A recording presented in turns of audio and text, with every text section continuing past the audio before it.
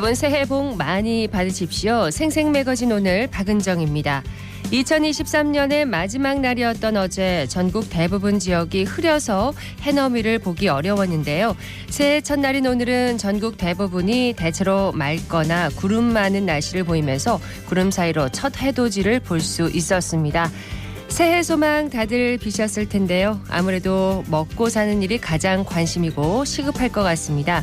새해부터 정부가 기회발전특구에 이전하는 기업에 법인세와 소득세를 5년간 100% 감면하고 대구 등 5대 광역시의 도심 융합특구 사업을 본격적으로 추진할 계획입니다. 대구의 경우는 옛 경북도청 터와 경북대 침산동 삼성창조 캠퍼스에 도심 융합특구를 조성할 방침인데요. 새해 추진하는 사업들이 기업의 투자를 이끌고 지역민의 일자리와 살림을 돕는 방향으로 나아가길 기원해 봅니다. 1월 1일 월요일 생생매거진 오늘입니다. 먼저 안동과 포항 울릉 연결해서 그곳 날씨와 소식 듣겠습니다. 안동입니다. 새해 첫날인 오늘 북부권은 큰 추위는 없겠는데요. 낮 기온이 안동 7도에서 최고 10도까지 예상됩니다. 당분간 평년을 웃도는 기온이 계속해서 이어질 전망이고요. 다만 북부 산지를 중심으로는 주말 동안 쌓인 눈으로 빙판길과 도로 살얼음이 예상되니까요. 교통 안전에 각별히 신경 써주시길 바랍니다. 안동시가 문화체육관광부가 주최하는 대한민국 문화도시 사업대상지로 최종 승인됐습니다. 대한민국 문화도시는 지역별 특색 있는 문화 자원을 효과적으로 활용해서 지역의 문화 창조력을 강화할 수 있도록 지역문화진흥법에 따라 문체부 장관이 지정하는데요. 문화도시로 선정된 지자체는 국비 100억 원, 지방비 100억 원 등 최대 200억 원을 지원받게 됩니다. 안동시는 한국의 유교 정신문화 등 전통문화 자원을 활용해 K전통문화도시를 비전으로 제시한 점이 좋은 평가를 받았고요. 또 낙동강 문화벨트, 유교문화권 등 경북권 문화균형 발전을 선도할 수 있는 여건도 긍정적인 평을 받았습니다. 올해 본사업에 앞서 예비사업을 1년간 추진하고요. 올 연말에 문체부 심사를 거쳐 대한민국 문화도시로 최종 지정받은 후 오는 2025년에서 2027년까지 3년간 본사업을 추진하게 됩니다. 이를 통해 생활인구 증대 4천여 명, 문화 관련 창업 100개 창출, 또 문화 관련 사업체 매출 평균 5% 증가 등을 이룬다는 계획인데요. 안동만이 가진 독보적인 콘텐츠로 올 한 해 새로운 도약을 이룰 수 있길 기대합니다. 지금까지 안동이었습니다. 이어서 포항입니다. 새해 첫날 경북 동해안은 흐린 하늘과 함께합니다. 바다의 물결이 동해 먼바다의 최고 5m까지 높게 일겠는데요. 특히 동해안에 높은 너울이 밀려올 수 있겠습니다. 해안가 안전사고에 유의하셔야겠습니다. 오늘 한낮 기온은 어제와 비슷해서 비교적 포근하겠습니다. 영덕과 울진 8도, 포항과 경주는 9도가 예상됩니다. 이번 주 큰 추위는 없겠고요. 평년과 비슷한 기온 이어지면서 일교차만 크게 벌어지겠습니다. 2024년 새해 첫 해가 밝게 떠올랐습니다. 해맞이 명소인 포항의 첫 일출 시간은 오전 7시 33분이었는데요. 풍요와 희망을 기원하면서 새해 일출을 보려는 많은 해맞이객이 호미곶에 몰렸습니다. 차가운 바닷바람을 버티며 추위도 잊은 채 이 새해 첫 일출을 맞았는데요. 새해 여명을 알리는 대복 공연으로 시작된 해맞이 행사에 많은 시민이 함께했고요. 특히 상생의 손 사이로 떠올라 절경을 이루는 태양의 모습을 기대했지만 잔뜩 낀 구름으로 이 또렷한 해를 볼 수는 없어서 아쉬움이 남았습니다. 그래도 붉게 물든 수평선과 바다를 배경으로 함께 사진을 찍으면서 2024년을 여는 첫날을 함께 추억으로 남겼습니다. 2024년 갑진년 청룡의 해, 강력한 힘과 지혜를 상징하는 용의 기운처럼 도약과 희망이 가득한 한 해가 되길 기대합니다. 지금까지 포항이었습니다. 이어서 울릉입니다.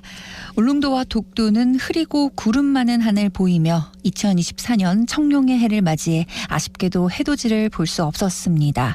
현재 강풍주의보가 발효 중입니다. 매우 강한 바람이 불고 있는데요. 오후부터는 순간 풍속 초속 16m 이상의 강한 바람이 불 것으로 예상됩니다. 동해중부 안쪽 먼바다에 풍랑주의보가 발효 중인 가운데 북도풍이 불며 바다의 물결은 2에서 4m로 매우 높게 일 전망입니다. 오늘 기상악화로 인해 운항이 중단된 일부 여객선이 있습니다. 자세한 사항은 선사별로 확인하시기 바랍니다. 2024년도 새해 맞이 울릉군 대한민국 일출제가 신년 첫날인 오늘 울릉군 저동항 촛대바위 일원에서 개최됐습니다. 새해를 맞아 첫 해를 영접하고 한반도로 인도해 울릉도가 대한민국의 새벽을 여는 시작의 땅임을 알리고 새해의 시작을 함께 열고자 하는 취지에서 행사가 마련됐는데요. 주요 프로그램으로는 신년 메시지, 국민들이 준비한 새해 환영 축하 공연, 축포, 새해 소원지 작성, 떡국 나눔 등이 준비되었습니다. 또한 첫 해와 만나는 기쁨을 나누기 위해 울릉산악회는 성인봉에 올라 시산제를 지내며 지역민의 안녕을 기원했습니다. 행사가 끝난 후 수협 업한장에서는 풍어 기원제와 초매식이 진행됐는데요. 한 해 어선 안전조업을 기원하는 풍어로 인한 어업인 소득 향상과 사기 진작을 도모하고자 행사가 마련되었습니다.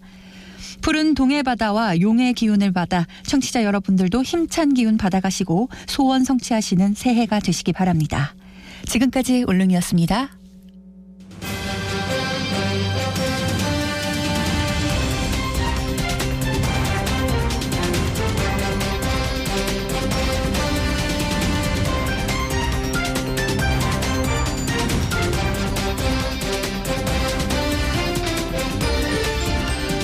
지방소멸 위기가 지역만의 문제가 아니라 국가적 차원의 문제로 확대되면서 윤석열 정부가 대한민국 어디서나 살기 좋은 지방시대를 비전으로 지방소멸 위기 극복과 활력 제고를 위한 사업들을 추진하고 있습니다. 지난해 말에는 첫 기본계획도 확정해서 발표를 했는데요.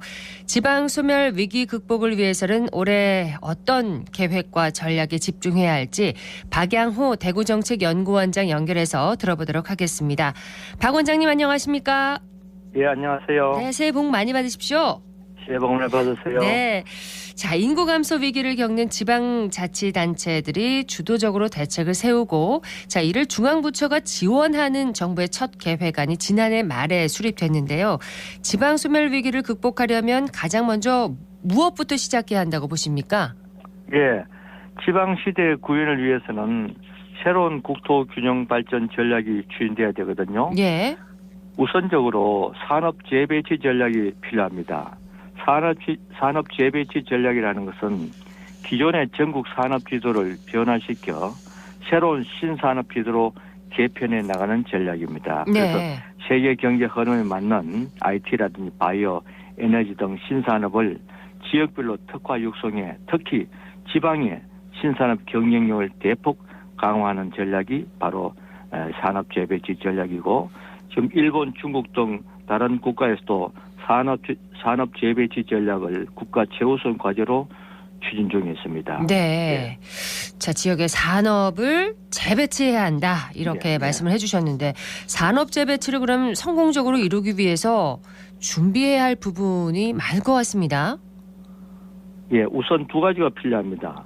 첫째는 지방의 IT 등 신산업 육성에 중축 거점 역할을 할 거점 도시의 육성입니다. 네. 둘째는 이 중축 거점 도시가 주도해 형성할 전략적 거대 경제권 구축입니다. 이 거대 경제권은 지방시의 산업 재배치에 전진기지 역할을 할 수 있고요. 우리가 지난 산업화 시대에 포항, 울산, 구미 등 산업도시가 중요했듯이 네. 신산업 시대에는 다른 지역의 산업 입지를 연결시켜서 새로운 산업 생태계를 만드는 거대 경제권 전략이 주요하게 됩니다. 이렇게 네. 해서 중추 거점 도시 육성, 거대 산업 개발 이것이 중요한 우선 과제입니다. 예. 중심 거점 도시를 육성하고 이 도시 간의 연계를 잘 해서 거대 경제권을 구축해야 한다. 이 말씀을 해주셨는데, 근데 거대 경제권이면은 지역 간 신산업을 연결시켜줄 이제 교통망이 잘 갖춰져야겠네요. 그렇습니다. 신산업 재배치를 위해서는 이 거대 경제권 특히 신공항이 거대 경제권 내에 자리 잡아야 됩니다. 예. 그런데 이 신공항은 신산업하고 이 바늘과 실의 관계입니다. 신공항이 있으면 신산업이 발달되고 신산업이 잘 발달돼서 또 신공항이 재기능을 해야 되거든요. 그러자면은 이 신산업의 항공물류가 중요한데 항공물류를 통해서 해외로 수출되기 때문에 네. 바로 신고항이 있어야 됩니다. 9988 현상이 있습니다. 이건 뭐냐면 신산업의 반도체의 98.6%가 항공물류로 수출됩니다. 또 컴퓨터가 88%, 의료 제약품이 88%, 또 스마트 등 무선 통신 기기의 88%가 항공물류를 통해서 해외로 수출됩니다. 그래서 그렇군요. 9988 현상. 예. 이걸 하자면은 신공항이 바로 근처에 있어야 되거든요. 그 신공항이 주요 인프라로 중요하고요. 특히 신공항과 연계되는 또 다른 지역과 연계되는 고속철도망, 고속교통망 이런 것이 중요하고요. 네. 특히 거대 경제권 내에서의 도시간 접근성이 중요한데요. 예를 들면 대구, 광주 간 달빛 고속철도 등 이런 것이 상당히 필요합니다. 네. 그러니까 대구 경북 신공항과 달빛 고속철도 이제 얘기를 해주셨는데 거대 경제권이 대구 경북권을 의미하는 것이 아니라 더 넓어지는 거네요. 그렇죠. 예. 네. 예를 들면 대구를 중심으로 남부 거대 경제권을 구축할 수 있습니다.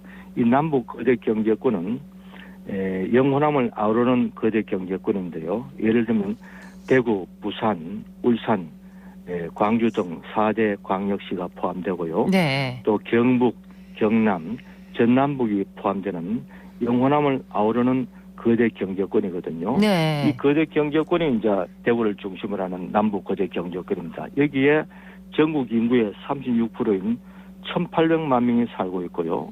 또 전국 GDP의 32%가 되는 700조 원의 부가가치가 이 남북 거대 경제권에서 생산되고 있습니다. 네. 그래서 산업 재배치의 전진 기지로서의 이 남북 거대 경제권이 중요성을 가지고 국토 균형 발전의 신성장판이 되도록끔 우리가 육성해 나가야 합니다. 네. 말씀하신 그 남부 거대 경제권의 중심에는 이제 대구가 있다는 말씀이시네요. 그렇습니다. 예. 예. 이 대구가 우리가 분석해 보니까 대구 재발견 프로젝트를 통해서 분석해 보니까 서울과 부산 등 거점 대도시 간에 상호 평균 거리가 있지 않습니까? 예. 상호 평균 거리가 이 대구가 가장 최단거리예요. 이것은 무슨 말이냐면 이 지방 시대에 대구가 국토 발전의 전략적 중심지, 전략적 요충지로 될 수 있다는 것입니다. 그래서 대구를 중심으로 육각형의 성장축이 가능합니다. 예를 들면 첫째는 대구, 부산, 그리고 창원으로 이어지는 대구, 부산축, 또 대구, 안동, 영주축, 예. 세 번째는 대구, 구미, 김천 해서 서울로 가는 이 대구, 구미축, 그리고 대구, 경주, 포항축, 동해안으로 향하는 축, 예. 그리고 다섯 번째는 대구, 또 호남 지역으로 있는 축인데요. 그 첫 번째가 대구, 광주축, 또 대구, 전라북도 새만금축 이렇게 네. 6개의 축이 형성되어서 대구를 중심으로 거대 경제권이 앞으로 신국토 균형 발전의 핵심 성장판이 될 수 있을 것입니다. 그 네. 지역에서 또 거리상으로 이제 대구가 그 중심에 있기 때문에 그렇죠. 신산업을 연결하는 거대 경제권의 중심에 대구가 있을 수 있다 이렇게 말씀을 해주시는 건데 신산업은 그러면 앞으로 어떻게 배치를 해나가야 할까요? 예, 대구 같은 경우는 신산업 배치에 그 울타리가 있어야 됩니다. 예. 그게 뭐냐면 국가산업단지 있지 않습니까? 달성에. 네. 또 달성에 제 국가산업단지가 추가로 배치됐습니다.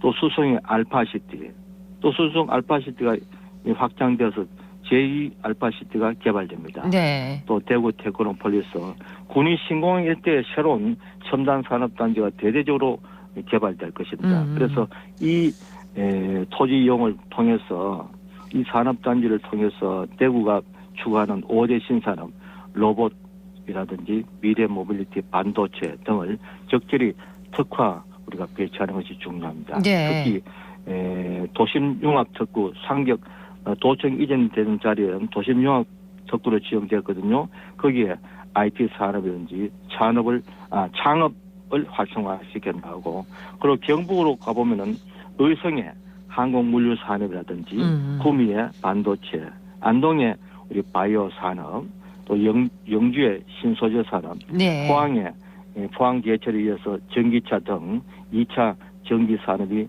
육성될 필요가 있습니다. 예. 이를 위해서 지금 국가산업단지가 이미 지정되어 있습니다. 그렇습니다. 이를 잘 활용해서 새로운 신산업 시대를 대구 경북이 우리가 주도해 나가야 할 것입니다. 그런데 이제 이 영호남을 아우르는 거대 경제권을 구축하기 위해서 교통망 또 그중에서 이제 달빛 고속철도도 또 필요한 요소이지 않습니까? 예. 관련 특별법이 지난해 국회 본회의를 통과하지 못했습니다. 예.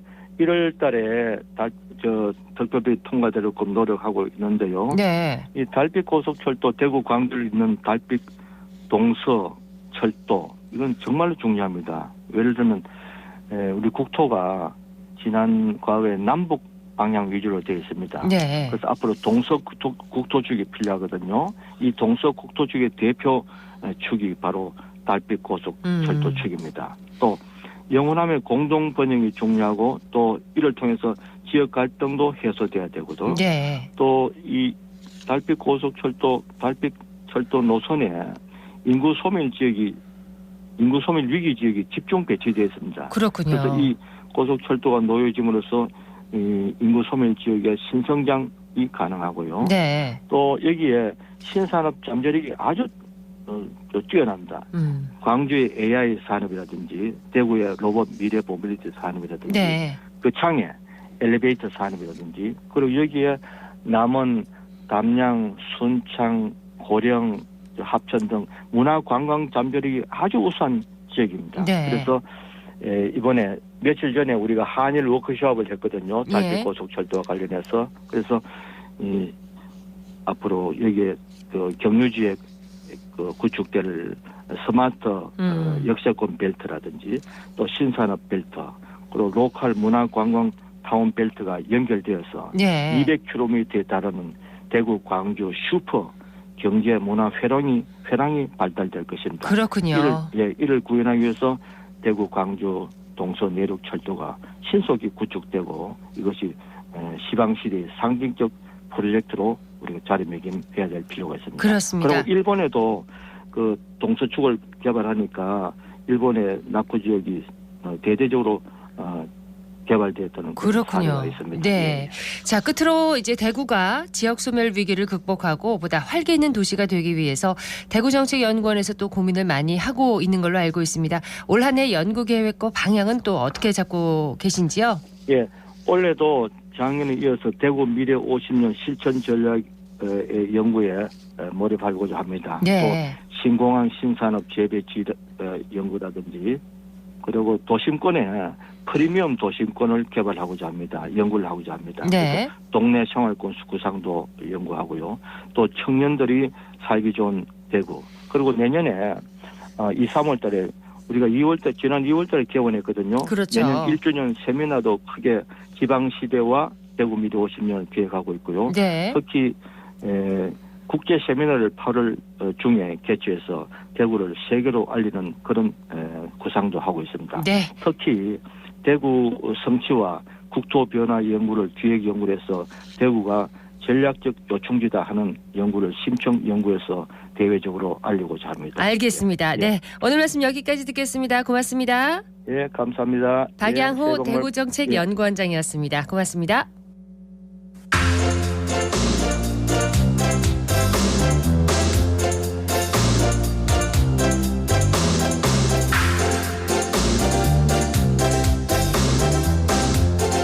대구 대표 관광 명소인 수성못에서 추운 겨울에 빛으로 온기를 전하고 새해 희망을 기원하는 축제가 열렸습니다. 박나영 리포터가 현장을 전해드립니다. 어서 오세요.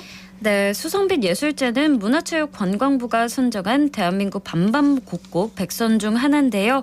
올해는 수성못 상화동산에서 수성빛 하모니를 주제로 진행됐습니다. 현장의 소리와 수성빛 예술제 정세용 총감독의 이야기 전해드립니다. 나이트 플라워 만들기를 시작할 건데요. 글루건으로 꽃을 붙여서 꽃 모양을 만들어 주시는 걸 하시는 거거든요. 이 순서대로 글루건을 칠해서 붙이고 난 다음에 라이트를 끼워서 이제 스위치로 온오프 해서 불빛을 켜고 끄고 할 수 있게 만드는 작업이에요. 수성못은 봄부터 가을까지 굉장히 많은 축제와 시민들이 즐기는 공간입니다. 겨울철에는 바람도 많이 불고 조금 황량한 공간이었습니다. 그래서 그걸 좀 착안을 해서 겨울도 즐길 수 있는 그런 축제를 만들어보자. 이렇게 해서 2019년에 시작되었습니다. 취지는 봄부터 가을까지 주민들과 학생들이 빈예술제를 위해서 뭔가를 같이 만들고 수업을 하고 그러면서 그걸 만들어서 겨울철에 나오는 그런 취지를 하게 됐습니다. 새해희망 기원 관련 프로그램으로는 수성구 상공에서 350대 드론이 펼치는 드론 아트쇼가 준비되어 있습니다. 이번 드론쇼와 수성빛 예술제를 통해서 우리를 하나로 만드는 물의 기억을 되돌아보며 수성못을 통한 자연과 인간의 화합을 느끼고 새해 희망을 기원하시면 좋겠습니다. 시민들이 직접 참여한 그런 작품들이 전시됐죠? 네, 맞습니다. 수성빛 예술제는 주민이 직접 기획 참여하는 축제인데요. 전시로는 수성빛 예술학교를 통해 강사진과 주민이 함께 만든 작품 33점과 대구 소재 6개 대학의 미술전공 작가의 작품 10여 점을 만나볼 수 있었습니다. 작품에 참여한 작가와 시민의 이야기를 들어봤습니다. 저는 영남대학교 트랜스아트과 대학원생 손민효입니다. 직접 만든 창작물을 지역 주민들을 비롯한 시민들과 함께 공유할 수 있다는 점에서 주저하지 않고 바로 참여하게 되었던 것 같습니다. 저희 팀이 만든 핀포인트라는 작업인데요. 저는 여행을 다니면서 좋았던 곳이나 가보고 싶었던 곳들을 표시해두곤 하는데요. 그렇게 핀포인트로 표시된 위치들은 많은 추억들과 이야기들을 저마다 가지고 있기도 합니다. 그래서 핀포인트는 사회적, 감정적, 그리고 문화적으로 많은 의미를 가지고 있습니다. 이번 수성빛 예술제의 주제인 관계와 예술제가 열리는 수성못 또한 시민들에게 그러한 곳으로 인식되었으면 하는 바람으로 이 작품을 만들게 되었습니다. 이렇게 직접 만든 작품을 시민들이 재미있고 즐겁게 소비해 주셔서 매우 감사하고요. 앞으로 이런 경험들을 토대로 좋고 올바른 작품을 만드는 작가가 되어서 많은 사람들이 함께 즐길 수 있는 문화를 만드는 데 기여하겠습니다. 저는 농업 마스터고 다니고 있는 1학년 박윤미예요. 저기 선캐터라는 작품에 참여했어요. 직접 그림을 그려서 셀로판지로 색을 이렇게 더한 그런 거였어요. 학교에서는 이제 공부만 하다가 미술 같은 그런 예술을 해보니까 그런 시간도 좋고 행복했어요. 이번 축제 전시 외에 또 다른 프로그램도 진행이 됐다고요? 네, 이번 축제에서는 드론 아트쇼뿐만 아니라 재즈, 퍼포먼스 공연, 만들기 체험 프로그램도 즐겨볼 수 있었습니다. 주민들로 구성된 예술제 홍보기획단 반짝이의 특별 프로그램도 운영됐는데요. 반짝이요? 네, 방문한 시민들의 이야기를 전해드립니다. 수성에 사는 주민입니다. 딸이랑 같이 왔거든요. 나이트 플러스 만드는데 너무 재미있었습니다. 하여튼 모든 것 따뜻하게 잘 이루어졌으면 좋겠습니다. 우리 모든 가족에게 새해 복 많이 받으세요. 예, 저는 신천동에서 온 우겸이 할머니입니다. 손자 보여주려고 왔는데 이렇게 빛 예술제라고 TV에서 봤어요. 그랬더니 오니까 너무 좋네요. 생각보다 많이 좋네요. 어쨌든 이 불로 이렇게 동물을 이렇게 해놓으니까 애들이 너무 좋아하고 애들이 체험처럼 할 수 있어서 애들이 너무 즐거워해요.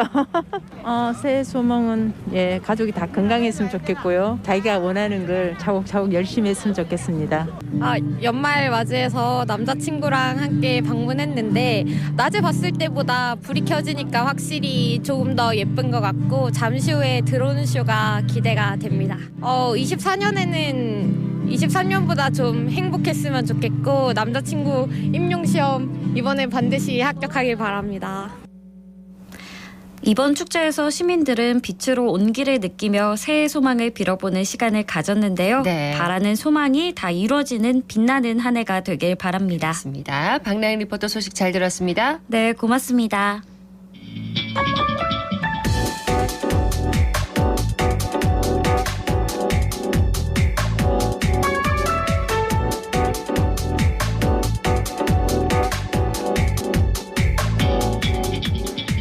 묻고 듣고 생각과 마음을 나누는 방송. 지금 여러분께서는 대구 경북을 보고 듣는 생생 매거진 오늘을 함께하고 계십니다.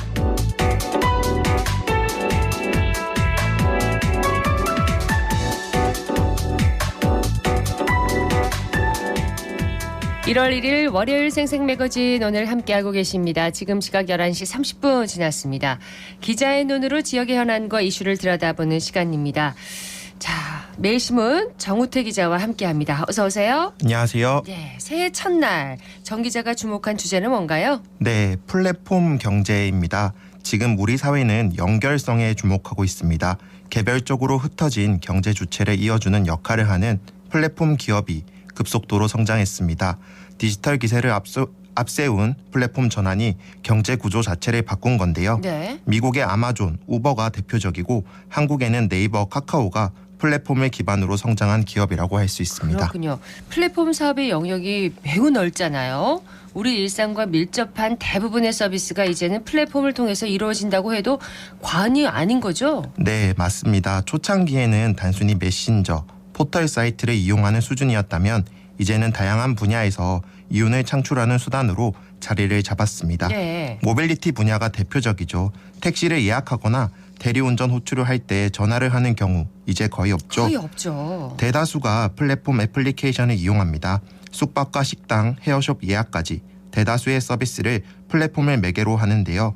간편 결제를 내세운 금융 서비스도 점차 점유율을 확대하는 모습입니다. 그렇습니다. 이제는 플랫폼 경제가 적용되지 않는 분야를 찾는 게 더 힘든 상황이 됐는데 플랫폼의 이점이 분명하기 때문이겠죠? 네, 가장 먼저 생각해 볼 건 바로 효율성 측면입니다. 다양한 업종에서 생성되는 무수한 데이터를 통합 관리할 수 있다는 장점이 있고 개개인이 필요로 하는 서비스를 구현하는 것을 가능케 합니다. 네. 고도화, 체계화된 서비스는 고객의 편의를 증진시킵니다. 기업 입장에서도 업무 환경을 개선하고 의사결정을 합리적으로 하는 효과가 있습니다. 그렇습니다. 플랫폼 경제가 혁신을 가속화하는 역할을 하고 있습니다. 서비스를 제공받는 고객은 물론이고 기업 입장에서도 새로운 비즈니스 모델이 되고 있는 건 사실인데 반대로 부작용을 우려하는 그런 시선도 있어요. 네, 플랫폼에 항상 꼬리표처럼 따라붙는 말이 바로 독과점입니다. 플랫폼 기업들이 몸집을 키우는 과정에서 사회에 부정적인 영향을 미친 것도 사실입니다. 네. 고객 정보를 취득하고 사용하는 범위를 명확하게 알 수 없다는 맹점이 있고 협업 기업과 불공정 문제도 끊이지 않고 있죠. 무엇보다 골목 상권에 대한 문제의식이 커졌습니다. 네. 영세업자가 대다수를 차지하는 업종을 잠식하면서 높은 수수료를 책정해 매출을 늘리는 형태로 사업을 확장한 거죠. 업계 종사자는 물론 소비자들도 높아진 배달료, 호출 비용 등으로 피해를 보는 상황이 벌어지고 있습니다. 그러니까 바로 체감할 수 있는 게 배달비가 아닌가 싶은데 실제로 가격이 많이 올랐어요. 네, 최근에 통계청이 처음으로 직접 나서 배달 비용이 얼마인지 조사를 실시했는데요. 작년 12월 기준 외식 배달비는 1년 전 대비 4.3% 오른 것으로 확인됐습니다. 네. 배달비는 3,000원대로 책정된 경우가 가장 많았는데요. 2,000원대, 4,000원대가 뒤를 이었습니다. 일부 업종에서는 7,000원까지 배달비가 책정됐습니다. 7,000원까지요? 네. 코로나 전후로 배달비가 많이 올랐는데 최근 1년간 또 비용이 오른 거네요. 그 네. 원인이 플랫폼 기업에 있다고 봐도 되는 건가요? 네, 아무래도 플랫폼 기업의 수수료도 주 원인이 됐다고 볼 수 있습니다. 또 시장 구조 자체가 복잡해진 탓도 있겠는데요. 이전에는 자영업자, 배달원 이렇게 단순한 구조였다면 이제는 중개 플랫폼, 자영업자, 배달 대행업체, 라이더를 거쳐야 소비자로 이어질 수 있습니다. 네, 배달 이외에도 택시나 대리운전 등도 만만치 않습니다, 이제요. 네, 특히 연말 모임이 많아서 택시, 대리운전, 호출 서비스 많이 이용하셨을 텐데요. 저도 택시가 잘 잡히지 않아서 웃돈을 주고 프리미엄 서비스를 이용해야만 했습니다. 네. 대리운전 비용은 가격이 확실히 높아진 걸 체감할 수 있는데요. 예전에는 대구 어디든 고정된 비용이 책정된 업체도 있었는데 이제는 거리별로 가격이 다르게 책정되면서 외곽 지역으로 가시는 분들은 부담이 상당히 큰 상황입니다. 그렇습니다. 이렇게 플랫폼으로 인한 부담이 가중되면서 지자체 공공 플랫폼인 이제 등장을 하잖아요. 네. 대구에는 대구로가 있잖아요. 네, 공공앱의 필요성이 제기되면서 수수료를 확 낮춰 골목 상권과 상생을 도모하고 소비자들의 권리를 찾자는 움직임이 본격화됐죠. 네. 대구시는 대구로 육성에 노력을 기울였는데요. 어느덧 가입자는 50만 명을 넘어섰다고 합니다. 대구 인구가 240만이 조금 안 되니까 20% 이상이네요. 시민 5명 중 1명이 대구로 이용자인 셈입니다. 그렇군요. 처음에는 이제 배달 앱으로 시작을 했지만은 최근에 점점 서비스 범위가 넓어지고 있습니다. 네, 특히 대구로의 경우 2022년 말에 출시한 대구로 택시가 주목을 받았습니다. 대구로 택시의 지난 10월 기준 월 호출 건수는 23만 1천여 건인데요. 대구 택시 호출 시장 점유율은 16%로 추산됩니다. 이는 전국 지자체가 내놓은 공공앱 중 최고 수준인데요. 네. 대구 내 운행되는 택시의 82%가 대구로 택시에 가입돼 있습니다.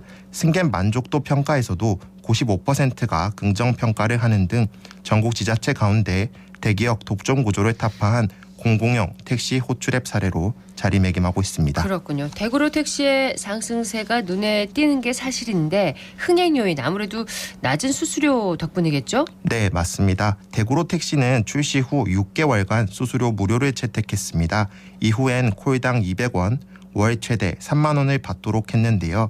이는 타 플랫폼에 비하면 약 80% 저렴한 수준입니다. 네. 기존 앱에 밀리지 않는 안정적인 서비스도 장점으로 꼽히는데요. 안정 귀가 서비스를 이용하면 택시 이용객은 택시 이용 정보를 가족이나 지인 등 최대 3명에게 메시지로 전송할 수 있고 또 어린이나 노인 등을 위해 호출과 결제를 대신해주는 제3자 택시 지원 서비스 기능도 있습니다.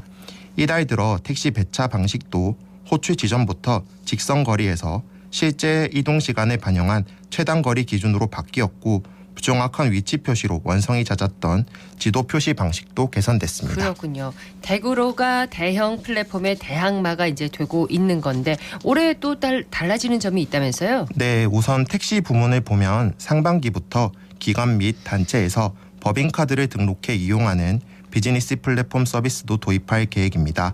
또 시스템 안정화와 24시간 인공지능 콜센터, 우수기사 선정 이벤트, 다양한 프로모션 등을 통해 서비스 질을 개선할 방침입니다. 기대되네요. 네, 이 외에도 시민 편의 플랫폼을 표방하며 시내버스, 전통시장, 꽃배달, 음식점 예약 등 다양한 서비스를 제공할 계획입니다. 네, 각종 서비스를 편하게 이용할 수 있는 공공 플랫폼으로 거듭나고 있습니다. 올해도 이 플랫폼 경제가 주목받는 한 해가 되지 않을까 싶은데 어떻게 보시나요? 네, 그동안 플랫폼이 너무 급성장한 탓에 부작용도 뒤따른 만큼 속도 조절이 필요하다는 여론도 적지 않습니다.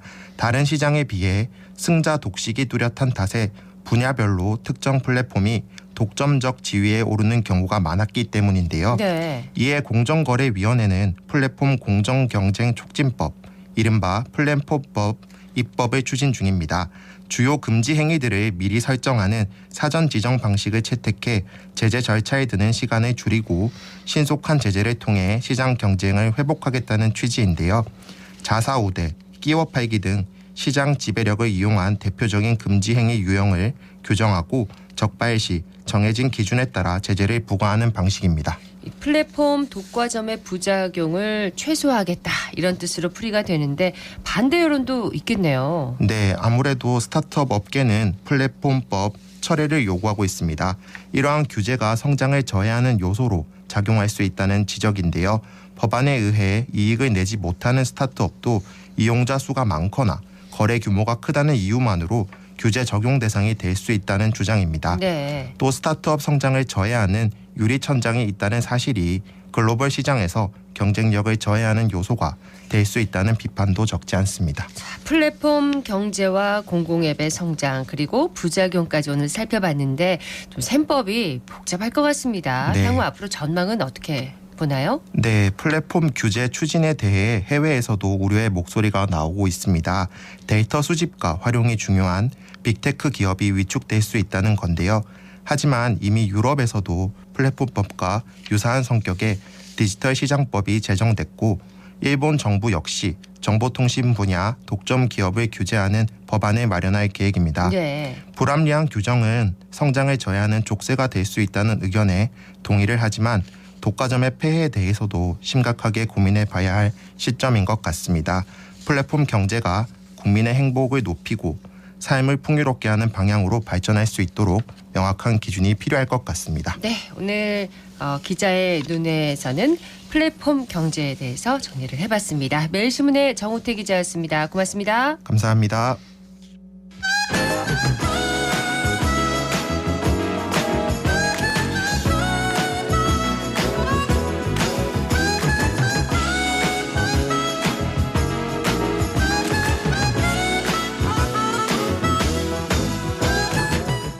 (11시 40분) 지났습니다. 정치 알아야 바꾼다. 정치 알바 김수민 시사평론가와 함께합니다. 안녕하세요. 네, 반갑습니다. 김수민입니다. 네, 자 김건희 여사 특검법과 대장동 50억 클럽 특검법, 이른바 쌍특검법이 국회를 통과를 했습니다. 대통령실은 법안이 이송되는 대로 즉각 대통령이 거부권을 행사할 것이다 이렇게 밝혔는데, 연말연시 초미의 관심사로 떠오른 이 쌍특검법의 운명 어떻게 보십니까? 네, 대통령이 거부권을 행사를 하면은 국회에서 3분의 2 이상이 찬성을 해야 의결을 할 수 있는데, 국민의힘 단독으로 3분의 1이 넘기 때문에 부결이 유력시 된다라고 볼 수 있겠습니다. 네. 하지만 여러 여론조사에서 두 특검의 찬성률이 상당히 높게 나타나고 있어서 대통령 거부권이 행사될 경우에 여당의 지지율과 총선 가도에 지장이 생기는 것은 불가피해 보입니다. 민주당이 이것을 더 효과적으로 활용하기 위해서 총선이 얼마 남지 않은 2월이나 3월 시점에 재표결한다는 시나리오도 돌고 있는데요. 네. 다만 민주당도 너무 정치적으로 활용한다 인상을 주면은 다소 역풍이 있을 수 있겠습니다. 결국에는 이제 총선이 끝나고 다음 국회에서 판가름 날 공산이 높은데요. 야권 전체 의석에 여당 일부 의원들의 가세로 찬성 200표 이상이 확보돼서 대통령이 거부권 행사에도 가결할 수 있는 이 정도의 수준이 될 것인지가 총선 뒤에 관건이 될 것 같습니다. 그렇군요. 윤석열 대통령이 지난 금요일에 박근혜 전 대통령과 대통령 관저에서 오찬을 가졌습니다. 두 전현직 대통령이 최근 들어서 지난 10월과 11월, 12월 이렇게 연달아서 회동을 한 셈인데 어떻게 해석을 할 수가 있을까요? 네, 아무래도 연속으로 회동했기 때문에 박근혜 전 대통령과의 만남을 통해서 보수층을 결집하려고 시도한다, 이 해석이 나올 수밖에 없을 것 같습니다. 근데 다만 이렇게까지 되풀이해가면서 하는 것이 맞는가라고 하는 그런 의문은 나올 수 있을 것 같고요. 국민의힘 지지층 바깥은 물론이고 지지층 안에서도 어느 정도의 역풍이 나올 수 있겠습니다. 최근에 중앙일보 유료판을 통해서 박 전 대통령이 회고록을 연재를 하고 있는데요. 네. 자신에 대한 수사와 재판을 회고하면서 반박을 하고 불만을 표시하고 있는데, 혹시 특검 관계자였던 윤 대통령이 부담을 느끼고 있는 것은 아닌지 이런 부분도 한번 지켜볼 만한 것 같습니다. 그렇군요. 국민의힘에서는 한동훈 비상대책위원회 체제가 비대위원 인사를 마치고 자리를 잡았습니다. 민경우 비대위원이 과거에 했던 노인 비하 발언에 책임을 지고 사퇴하는 일이 벌어졌어요. 네, 대한노인회 등의 반발이 거세지면서 민경우 씨가 비대위원을 사퇴를 하기로 했습니다. 일단은 이제 검증을 하지 않고 기용했다라고 하는 측면에서 한동훈 비대위의 흠집이 어느 정도 간 것은 사실이고요. 네. 앞으로도 단순한 안티민주당이나 안티86세대 논리로 일관을 하면 비판을 받을 수 있다라고 볼 수 있겠습니다. 그리고 한동훈 비대위의 첫 과제였던 김건희 특검 관련해서도 절대 불가론을 폈기 때문에 딱히 득점은 못했다라고 볼 수 있겠고, 네, 한동훈 비대위에는 이제 김경률 회계사가 참여를 하고 있습니다. 위원인데, 김 회계사가 조국 전 장관 배우자 정경심 씨의 코링크피 펀드에 투자를 회부했던 인물이거든요. 네. 그렇다면 김건희 영부인의 도이치모터스 주가 조작 의혹, 여기에 대해서는 어떻게 판단할 것인지 이것도 이제 앞으로 관건이 될 것 같습니다. 그렇습니다. 한동훈 비대위원장이 내년 총선에 지역구와 비례대표 모두에 불출마한다 이렇게 밝혔습니다. 출마하지 않겠다고 밝혔는데, 국민의힘 안팎에서는 총선 대거 물갈이의 신호탄이 아닌가 이렇게 해석되고 있습니다. 네, 대중적으로는 당장의 감흥은 크지 않을 것으로 보이는데요. 왜냐하면 불출마는 싸움을 피하는 것으로도 보일 수 있고, 정치에 입문하자마자 불출마하는 것이 크게 어떤 대중적인 파장을 불러일으킬 것 같지는 않습니다. 다만 당내에서는 긴장을 불러일으킬 수 있는데요. 비대위원장 본인이 선거에 나가지 않기 때문에 과감하게 칼날을 휘두를 수 있지 않을까 관측이 나오고, 또 한 위원장이 다음 대표 선출 때가 아니라 총선 끝나자마자 비대위원장을 사퇴할 가능성도 있습니다. 네. 어차피 곧 내려갈 것이기 때문에 물갈이를 더 세게 할 수 있다라고 하는 이런 신호가 전해진 거라서 국민의힘 내부에서 긴장감이 돌고 있는 것은 사실로 보입니다. 그렇군요. 지난주 금요일에 한동훈 비대위원장이 이재명 더불어민주당 대표를 예방했습니다. 두 사람 간의 설전은 전혀 오고 가지 않았고 서로 협력을 다짐하는 그런 자리였다고 전해졌어요. 네, 특히 쌍특검 법안은 아예 언급이 되지 않았고요. 한동훈 위원장은 과거에 이재명 대표에게 날을 세웠던 태도를 접어두고 좀 협조를 요청을 했습니다. 이재명 대표 역시도 이태원 참사 특별법, 전세 사기 특별법 이렇게 민생 경제 얘기를 꺼내면서 협조 요청을 했는데요. 다만 민주당 백보드에 걸린 현수막을 보면 김건희 특검법 대통령 수용하라 이렇게 적혀 있고 앞에서 두 사람이 사진을 찍었기 때문에 네. 간접적으로 특검에 대한 의사를 전달했다 이런 해석은 나옵니다. 이제 주의할 것은 이들이 협력을 해서 할 일도 앞으로 생길 것인데요.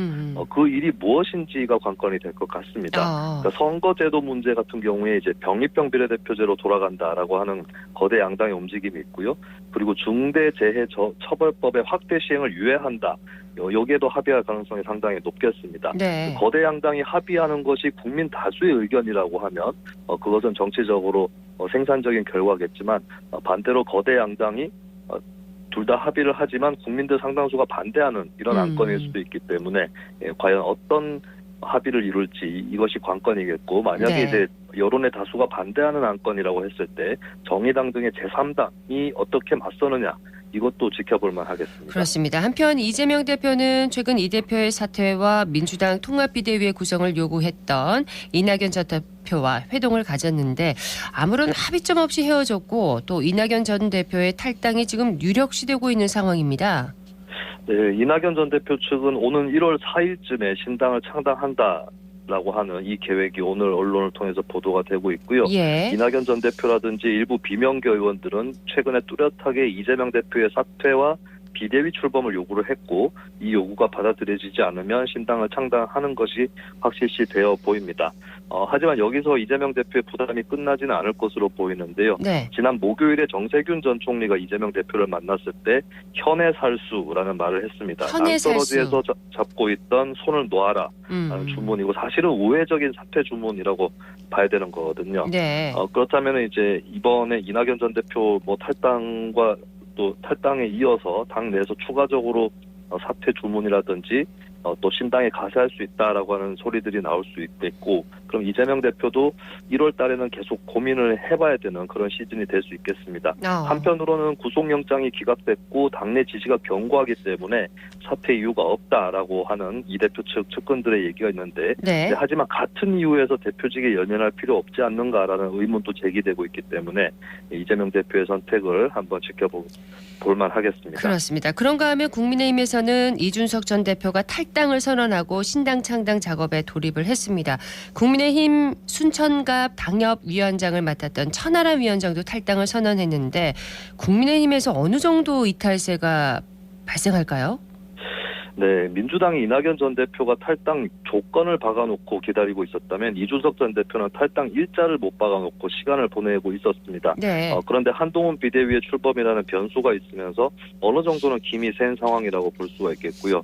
현재로서는 이탈세는 조금 작은 편입니다. 측근인 허은하 의원도 탈당을 고민하고 있고 유승민 전 의원도 탈당 여부가 정해지지 않고 있기 때문에 이런 상황에서 이제 탈당세는 작다고 볼 수 있겠는데 이준석 전 대표 입장에서는 국민의힘 이탈 인사들이 많고 적고 이것을 떠나서 국민의힘 바깥에 있는 일반 유권자들을 보고 가야 된다라고 하는 그런 이치가 남겨져 있는 것 같습니다. 예, 정치권에서는 이준석 신당과 이낙연 신당이 결국에는 국민의힘과 민주당으로 재흡수될 것이다. 이번 총선은 지난 대선의 연장선에서 치러지고 선거제도의 특성도 있어서 총선에서 제3당이 선전하기는 아마 어려울 것이다. 이런 비관적인 예측이 많은 상황입니다.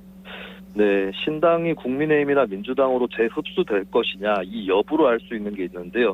현재 제3지대 실험 쪽에서는 이준석 신당, 이낙연 신당, 금태섭 전 의원 쪽이 하던 새로운 선택, 네. 양양저 의원의 한국의 희망 이런 단체나 이제 집단들이 있는데 이들이 따로따로라면 모르겠으나 연대를 해서 신당을 창당을 하면 국민의힘이나 민주당으로 다시 들어갈 확률은 상당히 낮다라고 볼 수 있겠습니다. 예. 그리고 선거 전망을 해보자면 우리나라 선거 제도가 소선거구제 1위만 당선이 되죠. 그래서 제3당의 선전 여지가 좁다라고 볼 수 있겠고 아직까지는 이제 영남이나 호남 이쪽에서는 그래도 국민의힘이나 민주당이 이어서 신당이 2등을 할 수 있는 지역인데 아직까지는 여기서 의석을 내는 것도 그다지 전망이 밝지는 않습니다. 네. 다만 정당 지지율에서 선전을 할 수는 있겠는데요.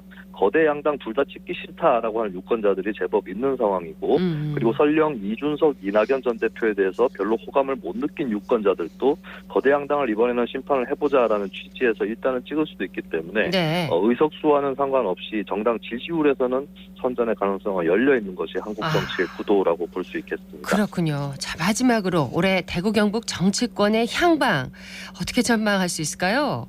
네, 대구 경북 하면은 이제 좀 선거 결과에 대해서 크게 변동이 없을 거다라고 많이 예상이 되는 지역이었는데 네. 올해 조금 급박하게 사정이 달라지는 것 같습니다. 일단은 국민의힘을 보면은 한동훈 비대위가 공천 대거 불가리를 할 수 있는 가능성이 열리면서 네. 이제 새로 공천되는 사람들이 주민들에게 지지를 받을지 또 공천에서 떨어진 사람들은 어떤 선택을 할 것인지 이것이 국민의힘의 관건이 되고 대구 경북 정치권을 좌우할 것으로 보이고요. 그리고 과거의 국민의힘 대 민주당 싸움보다 조금 더 활력이 생길 수 있겠습니다. 가령 이준석 전 대표의 경우는 보수층인데 윤 정부에 실망한 유권자들, 네. 이낙연 전 대표의 경우는 과거 예를 들면 김부겸 전 의원을 지지했지만 현재 이재명 대표의 민주당을 지지를 하지는 않는 유권자들을 대변할 가능성이 있겠고요. 네.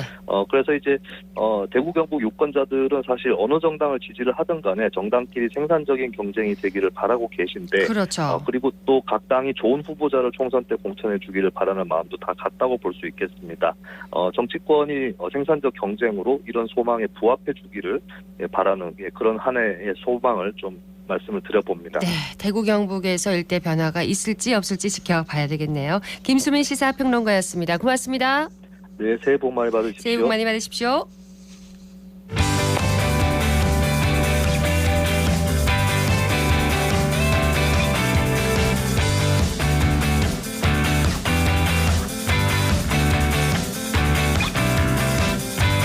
클릭 정보 클립.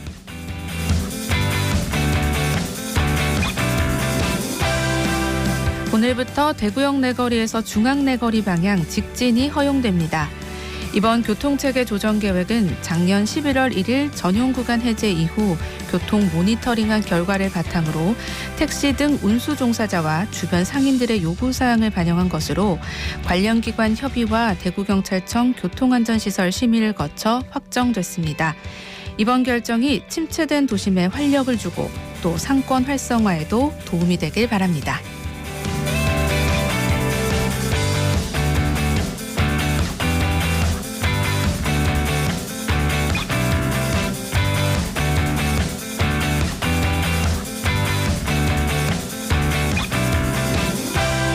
대구 중구청은 서문 야시장 푸드트럭 구역에 시간 개념 사물 주소를 부여하고 시설물 설치와 주소 정보 인프라를 구축했습니다. 시간 개념 사물 주소는 거리 공연장, 야외 장터, 푸드트럭, 배달존 등 일정 기간과 시간에만 운영하는 장소나 시설물에 부여하는 주소를 뜻하는데요. 중구의 시범 사업을 시작으로 올해는 전국의 모든 푸드트럭 존에 사물 주소가 부여될 예정입니다.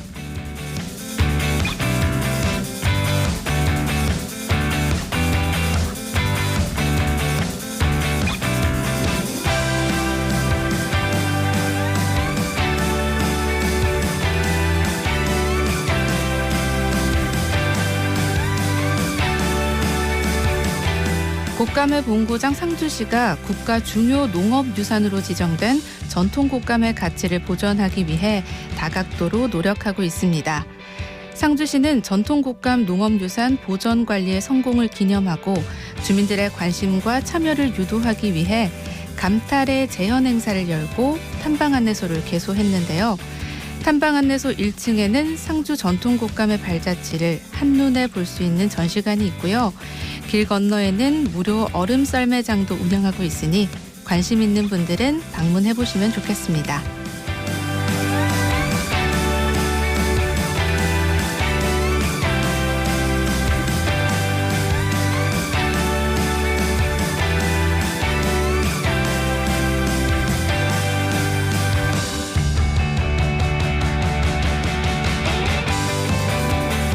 대구시 상수도사업본부는 시민 편의성 향상을 위해 2024년 1월 고지분부터 모바일 전자고지 서비스를 시행해 시민들이 수도요금을 보다 간편하게 확인할 수 있도록 할 예정입니다.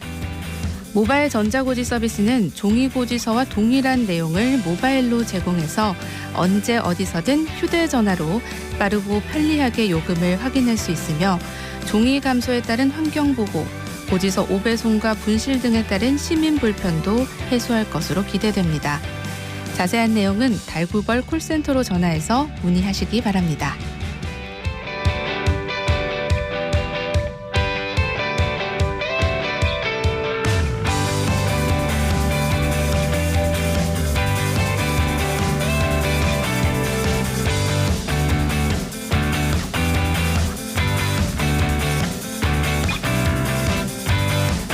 영천 역사박물관은 최근 영천 조양각 인근에 영천읍성 전시관을 신설하고 개관식을 열었습니다.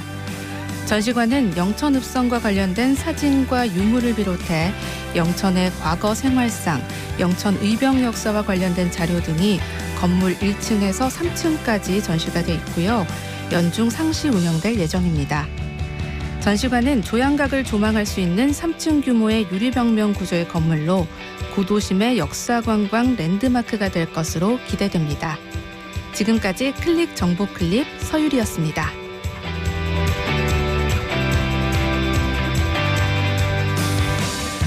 직장 갑질 119가 지난달 4일부터 11일까지 전국의 만 19세 이상 직장인 1000명을 대상으로 새해 소망을 물었는데요. 모든 연령과 직급에서 임금 인상을 첫 번째로 꼽았고 그다음 노동 강도 완화와 노동시간 단축, 고용 안정과 정규직 전환 순으로 답을 했습니다. 물론 고용 안정과 정규직 전환은 비정규직의 응답이 정규직보다 2배 이상 많았고 20대는 좋은 회사로의 이직을 두 번째로 소망했는데요. 조금씩 차이는 있지만 공통된 건 직장 생활이 나아지길 바라는 마음일 것 같습니다. 조금 더 많이 벌고 보다 안정되고 안전한 환경에서 일할 수 있는 2024년이 되길 바랍니다. 생생매거진 오늘 순서 여기까지입니다. 박은정이었습니다. 고맙습니다.